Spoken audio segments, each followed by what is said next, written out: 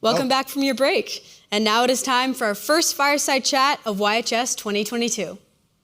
We are excited to present to you Ms. Kayleigh Wiltshire and Mr. Xavier Pougnard.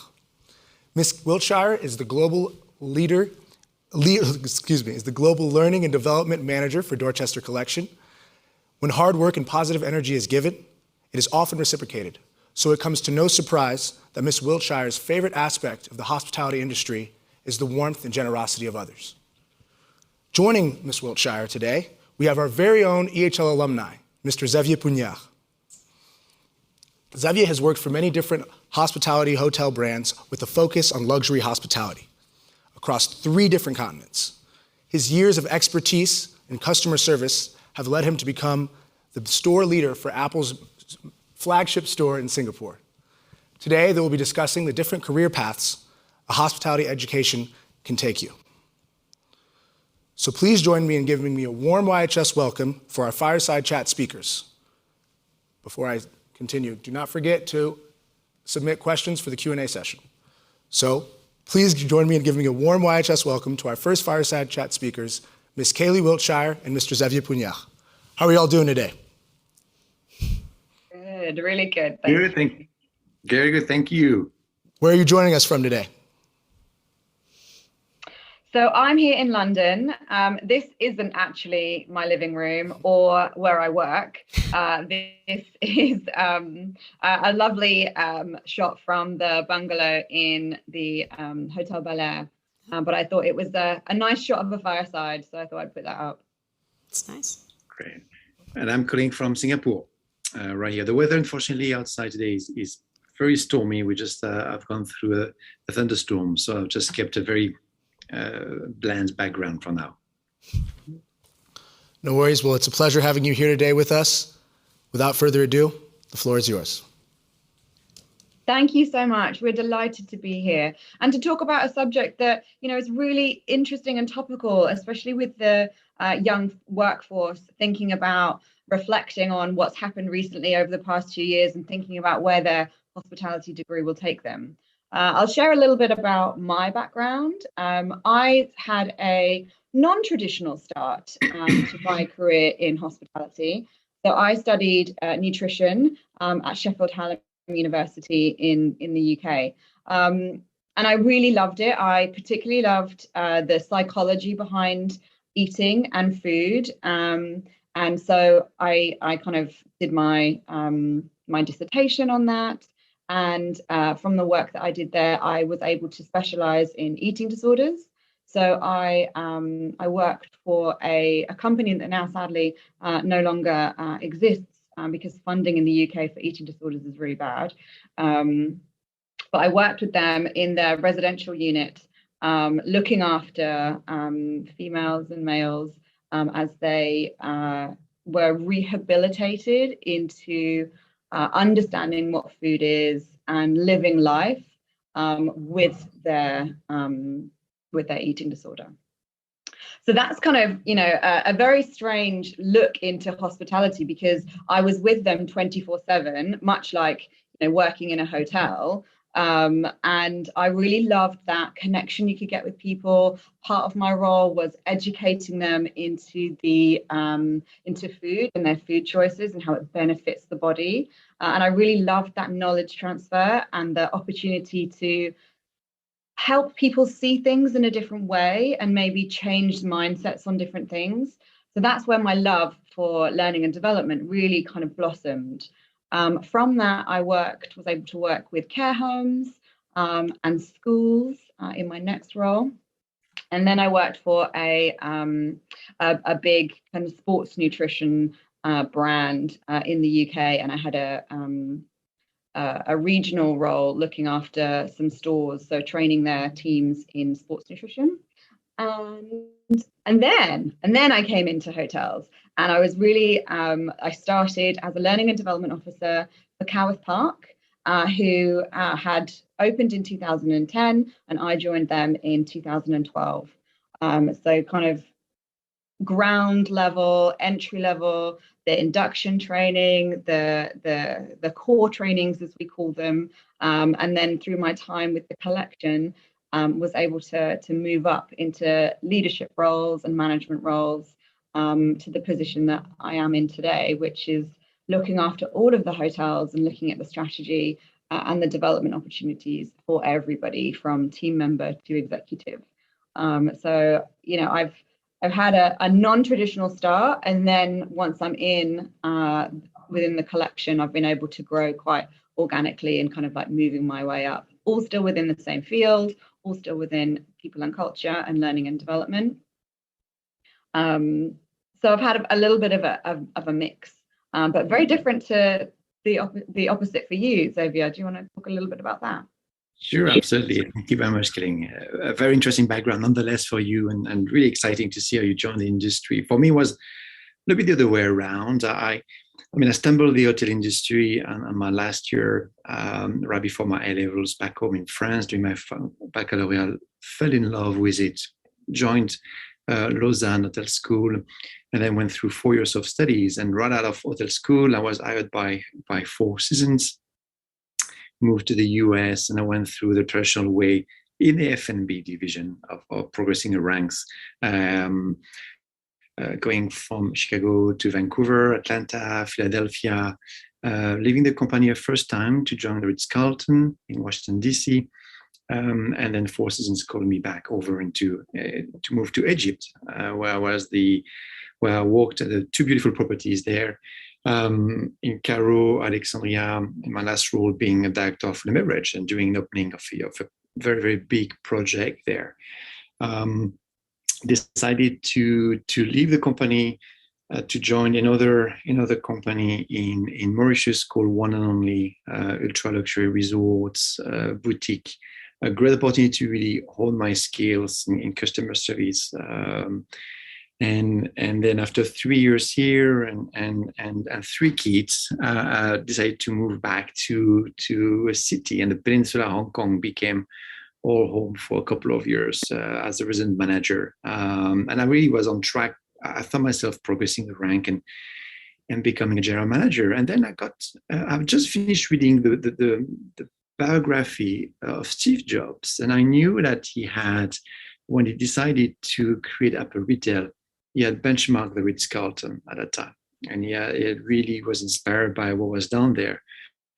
And I thought it was really forward thinking, a very different approach, and of how could a technology company looking into getting to retail could tap onto a luxury hotel company. And then I got a phone call from the Apple recruitment team. I was at my desk at the Peninsula, and I was like, wow, Apple called me. Oh my God. And I didn't think much about it. Wanted to keep the path, wanted to stay on track with my career, progressing to the next level. Then a year later, a second call came. As at that time, the Hong Kong market was about to expand. And I was just about to join the Shangri-La Hotel Group here in Singapore. But the discussion took me a little bit further, started to think a bit more, definitely put a bug in my ear and piqued my interest and moved to Singapore, led a beautiful property here through a renovation, a very complex renovation, and launching a number of new concepts and initiatives along with the family experience that Jacqueline will talk to you all about in a couple of days. And as my family was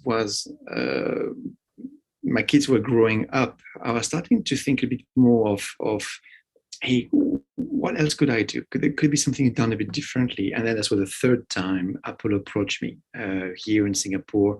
Wow. And I thought that could be it. And the third time turned out to be the charm. And one journey from the first interview to the next that really led me to understand more and more how Apple was running its retail division. And it was very hard to translate, even to my wife. When I was going back home, and my wife is from the hotel business. She's a former pastry chef.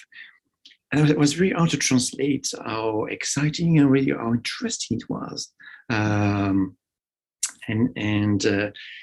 was really confident that was a great way to transfer my skills and to step onto a non-traditional industry coming from the hotel background. But I certainly something that was exciting by the values of the company, by the values of Apple, and that spoke greatly with what I wanted to do, and the values definitely resonated with my own. And it's been an amazing journey since, for the past 3 years now, leading Southeast Asia first flagship stores on Orchard Road in Singapore. And he has been just as busy as running a hotel, but obviously it was a very different product and very exciting. So it's a great way. And I wouldn't, if you had asked me when I started Lausanne, would I ever see myself stepping out of the hotel industry? No, not at all. But sometimes you just know when you've got to change. And I think sometimes the way you think of your career as a path, but I realized that, like you, Kayleigh, as well, you've got to look at it as a web. You don't know what opportunities suddenly could lead to, and then from there that opens up something else. And it's not a path; it's really a web that can take you in a very different direction. So very exciting indeed. Yeah, definitely, and especially when you get, those life-changing calls 3 times. I mean, that is fantastic to have that kind of that recognition outside of the industry as well. So you clearly, you've been mingling and networking with had you known the recruitment team beforehand, or is it just kind of like absolutely not out of the blue? Out of the blue, completely out of the blue. So that's it was very it was definitely I would say you feel flattered, but sometimes like, oh wow, why me? Yeah, absolutely. Definitely. And the experience that you've had in like all the different countries. I mean, you mentioned a few of them there, but how many countries have you worked in? Oh dear, 6, 7, 8 by now. I stopped counting. Yeah, I think Singapore is my 8th country. Wow. Yes, possibly. Yeah. Never mind cities, I can imagine, but 8 countries and numerous cities on top of that. Like that's just, one of the benefits of working in hospitality, isn't it? Like the transferable skills, the people skills that you learn can really blend into so many different cultures. Yeah, and I think it's the people skills that you acquire along the way. I think no matter the moment you put in the hands of someone a service, a room night, a device, you are providing service of some sort, and I think it's all about, it becomes customer centric, and then it's about people, and I think it's a people skills you learn along the way. Owning your leadership style through working with different culture, obviously going up the ranks as well, owning your own management skills. But I think being able to lead different people, especially with the values at Apple around the belief that everyone is welcome. If you search online, you can Google Apple Credo, and you will see that it's all about welcoming everyone, that our soul is our people. And from a leadership point of view, it means that you accept people as they are, so rather than trying to, as some of my previous companies, when you talk about, you sometimes you feel that you have to fit maybe a bit in the mold, or you are told, well, that's the XX way of doing things. Now you've got to be the one learning how to lead very different individuals and changing hats. So it's more challenging, but it makes the human diversity a lot more interesting and rewarding. Yeah, definitely. And the conversations that you have kind of day to day with the different people. I mean, that's another thing that, I just absolutely relish in working in the hospitality sector is, you can walk along the corridor of a hotel and you're meeting chefs, you're meeting stewards, you're meeting front desk agents, you're meeting housekeepers, and the things that they're doing every single day are all for the same thing, but they're all executing it in such a different style and in such different environments. And you're quite right. It takes, a different leadership style for every single person in every single situation. And, the more exposure you have to that in the different cultures, the richer you kind of become in the experiences that you have. Yeah, absolutely. And I think, I mean, I was fortunate enough to be able to travel practically around the world, but I think you don't have to go to that extent. I think just remaining curious where you are and being genuinely interested in people. A general manager I used to work for, I think, really boiled it down, and I never thought about it before. It's the two key qualities to succeed in the luxury hotel industry. It's the same thing, I think, everywhere where you have a value for an excellent customer service is passion and precision.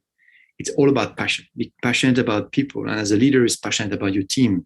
Being a servant leader, and it's the precision. How do you duplicate over and over and over high standards of delivery? How do you get the team as well properly trained with the right tool, the right resources to replicate that experience over and over and over? So I think the passion and precision has to be two key qualities that you have in yourself, you need to embrace, and then just remain open and curious to what is happening around you. Yeah, definitely. And I was just reflecting on what you were saying there, and because it's a lot of the time when you're a leader, it's not about you're not doing the work, it's your team, and it's about empowering your team and having that trust within your team to do the right thing and to have that mindset, that guest-centric, customer-centric mindset to meet the emotional needs of who they have in front of them. So it's you've got to have the passion, you've got to have the trust and the empowerment and the support of your company to do that as well, like have that culture. Because otherwise, you can't do everything yourself, and no one should try. It's about that team that you have. No, you cannot absolutely. How do you emulate that, Kathleen, where you are right now? Because you're in a big role as well. How do you emulate such qualities and such service? No, I think we are still quite a relatively small collection of hotels. And I think, even with our aspirations to grow, we do have a fantastic culture in that it is around empowerment and trust, and we hire for talent. And the rest, everything else you can learn and you can upskill and you can bring those transferable skills on. But if you have, just like you said, that passion, that personality, to be creative and to want to work with your colleagues and your teams, that's really, really important. So, within my role and how I kind of build that culture and kind of try and increase that culture within all the levels within the hotels is around making sure you're providing leadership development opportunities that really work to build trust, build empowerment, build to actually coin the phrase from Ken Blanchard, like situational leadership.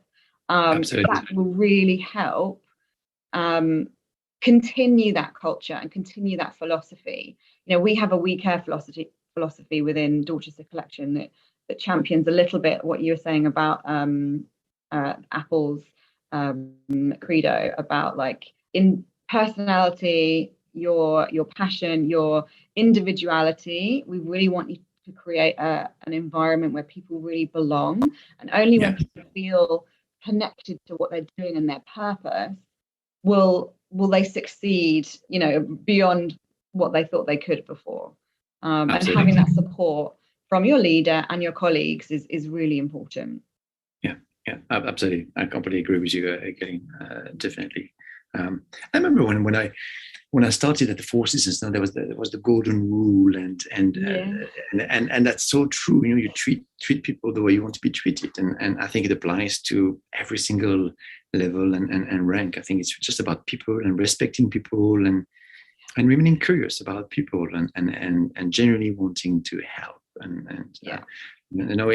it's when you think about it in the, I think the service industry, but the hotel industry, it's if you don't serve a guest or customer, you are serving someone who is serving the guest, the customer. That's it. I don't think it gets more complicated than that. I think it's really it doesn't get just more complicated. You either you serve a guest, a customer, or you serve someone who is serving a guest or customer. Yeah, no, definitely. We've actually just had a really interesting question come through on the chat around the career shift you've taken. So what's the best advice you wish you'd had when making such a dramatic career shift? That's a really interesting question. Exactly. What about you? Okay, maybe. Yeah, I think for me, I was really young when I moved from nutrition into training, and then from training into, well, still with training, but in hotels. I was 24, 25. So I don't think I was given any kind of particular advice. I think I was just intrigued. I'd heard of the Dorchester, 45 Park Lane and Coworth Park, just because they're renowned, iconic places to stay, in and around the London area. And I was really intrigued to kind of, first of all, apply and then be invited for an interview, because I didn't have any background in hospitality. And it was really, I loved the conversations that I had with the people and culture team. I was really lucky in that I had an interview with John Scanlon, who was at the time the hotel manager for the Dorchester, and being part of his style is so engaging and so dynamic. It was wonderful to be there. So I suppose it's around, doing things that put you outside of your comfort zone. I didn't know the world of hotels and guests. So that was all new to me, but I'm really interested in people, and I love the idea of seeing new people every single day and being part of their journey. So I don't know if I had any career advice. I think it's around follow what you love, and you will be successful. Yeah, it's a good one. It's a good one. For me, I was a bit like you. I need advice for me to. You have that gut feeling for some reason. I think there's something in you that tells you that you are ready for a change, or you want to change, or there's something out there. And it could be through when you start meeting with someone, and that someone could be recruiters, or you start interacting. You're like, this is really interesting. I didn't know about that. I didn't think about it. Wow, that's how you do it. Mm-hmm.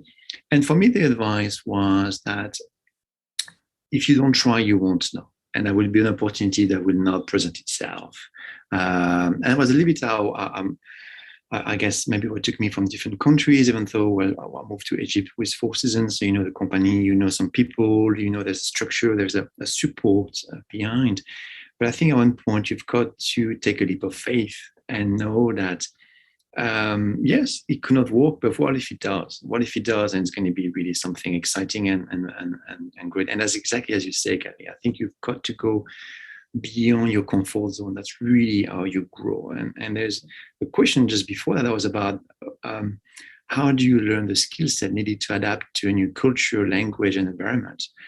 I don't know if there's truly a skill set. I think the skill set is pick up your suitcase and go, and just go out there, be there. It's going to be scary. It's going to be daunting, but you are going to learn so much and grow so much. And I think, again, if you respect people, if you're genuinely interested in people, you respect the local culture, you don't try to arrive and trying to make the local culture fit to yours, but rather adapt yourself to the local culture and work with the people. And you have so many doors open. So I think it's about just going and doing it and just learning along the way.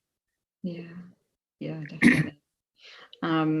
There's a really interesting question around trust, actually, and how do you establish trust within your team and win them over as a leader to accomplish company goals? From your experience, what are the type of things that you did? I think it's always been walking the talk. I think you've got to, walking the talk. And at times it means also being vulnerable when you don't know. telling the team, hey, I don't know, I don't have the answer, but let's find out together. And I think that's what builds trust with the team. Doing what you say you would do, showing up. I think showing up is maybe where I would start. And we all have bad nights, and sometimes you have a little cold, and you feel like, oh, but showing up, being there with the team and for the team.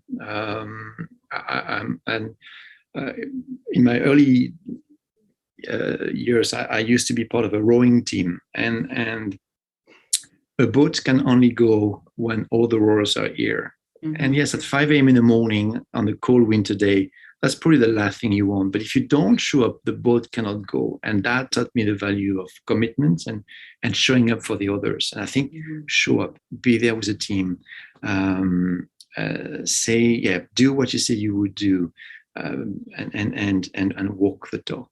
And to gain respect, you have to earn. You've got to give it, and you've got to earn it. A title will not give you necessarily respect, and you will have to earn it, and every single time. What about you, Kayleigh? What have you seen through your experience? Yeah, so I would actually, picking up on a few of your things there about like influence and showing your commitment. I think, if you having the goals, being transparent with what the goals are, being open and honest about, what we need to achieve and how everybody plays a role in that is really key for getting anyone on board to do anything, when we're thinking about influencing. Also, and I think you mentioned being open to influence and being vulnerable. I think, that's one thing to really to gain trust and to extend trust to others is around, okay, I'm willing to be influenced in my opinion and how I do things, and vice versa. I think that's really, really important to show that, okay, like you said, I don't know how to do this. Like, let's work it out together. Like, together we're going to be stronger, and I can be influenced by what you say and how you think we can do it. And then you can also have that kind of give and take. I think it's really important, with collaboration. I am such a champion of collaboration within, and thankfully I'm in a culture that also champions it as well. But I think, that really helps with gaining trust and doing things together. Also, one thing that I had a really big lesson actually with leadership, and one of my teams, she doesn't work for us anymore, but I've said this to her many a times. It's around having your expectations, but not what you expect of yourself is not always what you should expect of others. So that was a wonderful learning for me, because she was like, yeah, Kayleigh, you would do it that way, but I don't want to do it that way. And just because you did it doesn't mean that I should do it. And I was like, that is so true. That is absolutely right. And having that, that was kind of a breakthrough moment for us in our relationship, because it's like, yeah, just because I did it this way doesn't mean that you have to do it that way. Yeah, and that's very true. And I think that's, as a leader, that's really important that, if the goal is achieved, just because you wouldn't necessarily do it that way doesn't mean that it's not going to be as successful. That was a breakthrough moment for me in that relationship. Yeah, and having that opportunity for her to kind of say, hang on a second, manager, this is actually what I think. And that was really, having the bravery to have those open and honest conversations with people. Absolutely. I like what you said about being willing to be influenced. It's so true. I think as a leader, you've got to accept that you don't know, you cannot know everything. And sometimes stepping aside and letting your team run will yield some incredible results. There's at Apple a very strong culture of feedback. Steve Jobs was known for giving brutally honest feedback. And of course, we're trained on doing it in a positive and constructive way, but there's this culture of constantly providing feedback. And as a leader, the more you create that safe environment where team members are able to speak up and share with you, hey, have you thought about that? Could we do this way? Or I think we could have approached it that way. The more you're going to find that I think that the trust is flowing through, empowerment as well, and you're going to find a team which is a lot more engaged, and that really buys in the goals that have been set either by the company or by your division or by yourself, depending on the size of the team. So absolutely, I think being open to that feedback and simply accepting that you cannot know everything and saying so. Yeah, and you shouldn't. Like nobody does. I think that's really great. Okay, it's a great segue, Kayleigh, into what extent do you think the laissez-faire leadership style will influence Tomo's employer and employee experience? And laissez-faire means basically empowering your employees as much as possible and making them independent.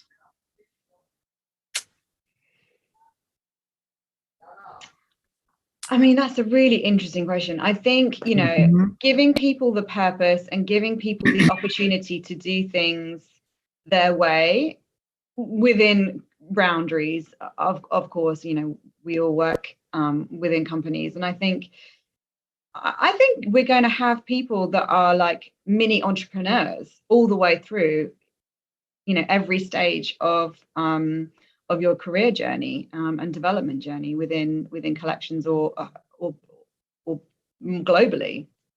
I think we're going to have a lot of people that are more comfortable and confident in making decisions, right or wrong, and then it's about what we do afterwards. So yes, a right decision, perfect, lovely, that gets us the result we want. With a wrong decision, it's about what we do after that and giving them the courage and the confidence to know, okay, well, if I make this decision 50-50, could be right, could be wrong, I still know that I have the support. I know that I have a team around me that will help in that situation. That would be my take. It would be giving people more purpose, more confidence in decision makings, which is vital. When you have that empowering culture. Yeah.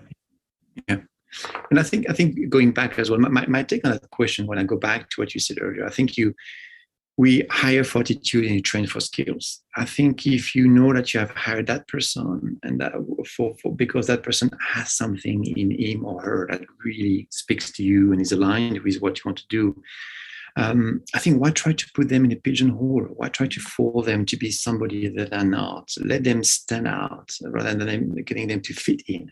And I think they will feel a lot better. I think they will be themselves. And you, yes, maybe as a leader, you're going to have to. It's going to be a bit of paradigm shift. You have to be willing to manage them differently. But I think you have to find someone who is a lot more authentic, who is a lot more genuine. I think that will provide with, that will just be themselves in the work they do every day. And I think that will translate in the service that's being delivered to, and whatever that service might be in the experience. So. Yeah, perfect. This is my question now to you, actually, Xavier. Sorry about Sure. this. It's a little bit of an L&D one. But from your experience in the variety of hotels and the variety of cultures that you've worked in, has there been like a development program or something that you've read or heard that has really kind of impacted you long term and made you change kind of like your mindset on how you do things? Yes. I think for me, I think Four Seasons, when I joined Four Seasons Royal Hotel School, was kind of like a second hotel school. I think the company at that time had really foreseen an expansion growth and as really investing in a great training of the supervisors, managers, division heads, and I really planned out a great training to help future leaders to acquire the skills they needed to become successful and again to feed the coming pipeline of talents that were needed with the growth. And I think that I learned so much with Four Seasons. I learned a lot about becoming a better leader, making about people, how to manage people, how to lead people, and I think my most recent experience before joining Apollo Shangri-La Hotel was my second leadership school, where really it was 5 different buildings, a very, very busy hotel, a lot of very high profile events in Singapore. And how do you get 1,200 employees to be focused on the same goal? And that really that was an incredible assignment. And when we went through the renovation and developing completely new F&B and family expense concept, that really completely helped me to change my style, to really, how do you think differently, communicating management by walking around. Definitely, you've got to be there in the morning at 7 o'clock when the housekeepers are getting ready. You've got to be there at night. You've got to walk around, see the team, listen to them, hear them out. That's something I learned from Peter Borer, who I'm very fortunate to work with, the CEO of Peninsula. And I picked up a lot of his habits and managed to just translate that into what I was doing in charge of a very large property. What about you, Kayleigh? Was there someone or a mentor or a company whose values really spoke with you or made you change your approach? I like what you said earlier about that colleague of yours and the breakthrough that you had when you spoke about expectations. But were there a company or mentor that gave you the same or made that paradigm shift in you, make you look at things differently? Yeah, I think, well, I've had the pleasure of working with some fantastic hoteliers. We have some wonderful colleagues within the collection. Also, very lucky that Eugenia Puri is my leader at the moment, and he is renowned for the work that he does and his leadership style as well. He's very empowering, and really wants you to kind of like make those decisions, which is fantastic. But I suppose reflecting over my past 10 years being within the collection, the main thing that has changed or has developed is the coaching style of leadership that has really kind of come about recently, and I think it's a thing that is here to stay, and it should.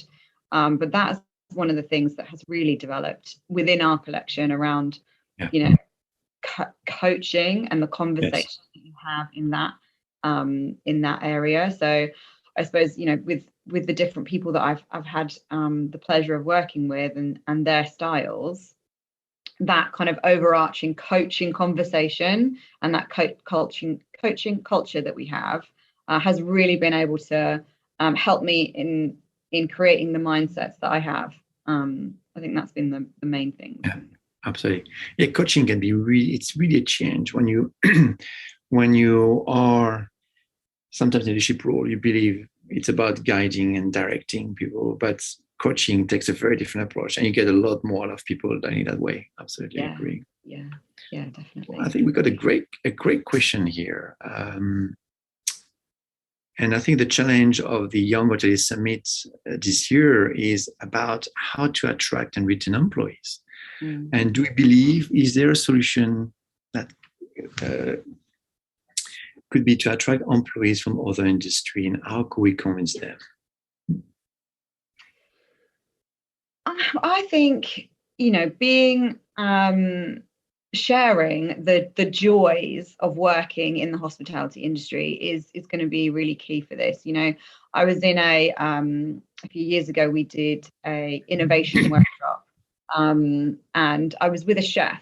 It was a sous chef at the time at Coworth Park, and he said, look, we're not in the hospitality industry, we're in the happiness industry. Like, we create, I know, I was like, good one. Yeah, I like it. We create happy environments. We create moments that people go and cherish. They share it with their memories. They share it with their families. They share, these happy moments. That is the industry that we're in. And I think that anybody that is passionate about helping someone or contributing to someone's story in a positive way, they're going to be drawn to the hospitality industry, because that's what we do. We create amazing environments, whether it's looking after the environments, whether it's facilitating that activity, or whether it's making sure that everything's organized and perfectly executed on the day. That's what we're in. We're in an organization, we're in industries that support other people's happiness. So I feel like that will attract people, because if people have that within them, then they're going to be seeking situations to have that. Retaining employees, I feel like that's really important about the culture that you have, and truly what happens behind the scenes. So yes, we can have values and we can have visions and we can have purposes, but what actually happens when you're walking along the corridor back of house? What happens? Like, what are the conversations that people are having in the cafeteria, on their breaks, in their offices, in the lineups? What type of culture do you have? And I think that that's what's going to keep people within hospitality, and within hopefully Dorchester Collection. Yeah, for me, it's I agree. I think you have to find in people what is it that they relate to, what do they enjoy doing, what is their passion, because the passion is not necessarily locked in a specific industry. I like what you say about happiness, when happiness business. Now, someone who generally enjoy making customers happy or guests happy can find a very similarly enjoyable career in other industries as well. So I think it's really trying to speak to that passion point of theirs. And the point about retention, I think you're absolutely right. I think it's about really feeling that you come to work excited, that there's something that speaks to you, that you can be yourself. You look forward to coming to work because you can be yourself. You can express yourself. You can participate. You're part of something that is just great. Now, what does it translate to in terms of benefits? Yes, there are some more tangible benefits that can be done. Pay is one of them, and different compensation benefits. But are there other things that can be maybe thought about as well to make it a bit more attractive? In a day and age where things move very quickly, it's important to stay sharp and can you support your teams with education allowances? Are there things you can do to help them grow and feel like they can learn more than just on the job duties along the way? And there's a lot being done around wellness right now, especially for the past 2 years. It's been so difficult on so many people. What do you have in terms of benefits to help wellness and well-being of your team? And it goes beyond a healthy salad bar at the staff canteen. What else do you do? So there's a lot of things that we have to rethink to retain team members. I think we've got to be a lot more open and maybe a bit of entrepreneur as well to rethink the traditional way of retaining employees. Yeah. I mean, when people come to work, they bring their whole self. So you're absolutely right. It's about the well-being of that entire person, not just when they're at work and their work life. It's their home life as well. And it's that flexibility. And I think in hospitality as well, we have wonderfully flexible opportunities that will suit kind of wherever you are within your life. So I think that's another thing to kind of remember. We've just been given a warning, 2 minutes. Yes. Oh dear. All right. Yeah. We just had one question that we didn't really touch on, which is around the digitalization of hospitality. And I think, I have a really short thing to say, that I think it's an enabler. I think it will help us make those connections, take away the tasks that sometimes take up time, and it will enable us to get out there more and connect with our guests and make things easier for us to do what we do and do what we love. Yeah, I was part of the renovation of the Peninsula Hotel in Hong Kong, where we introduced brilliant technology in the guest room, making them the most personable guest rooms in the world. And I think one of the best feature I loved was how switches around the room and even the coffee machine were personalized with your preferred language upon checking. And that's, to me, that's where the digitization can help, is how can you personalize your experience? Not make it, sometimes when you think of digitization, you think of robotic and losing the human connection. It's not it. I think it's how can you make it even more personal? How can you really use devices and to make things a lot easier to reach? There are different now ways to reach out to a service center by the push of the button through WhatsApp, different apps, many of them. But how can you create things more personal and more interactive as well? Definitely. Thank you. I've loved that conversation. Thank you so much. Likewise, Kayleigh. Thank you very much. Thank you. It was great. Thank you so much. That was a great way to kick off our first Fireside Chat segment of YHS 2022. Ms. Wiltshire, I personally really liked what you said about giving people more confidence in their decision making. I think that's an incredibly important part of the hospitality industry. Thank you so much for that. It was absolutely amazing hearing what you guys had to say, hearing from your both different perspectives and leading you through two different paths. Absolutely exciting. But without further ado, ladies and gentlemen, it is now time for your lunch break. See you back here at 12:30. And thank you again. Thank you very much.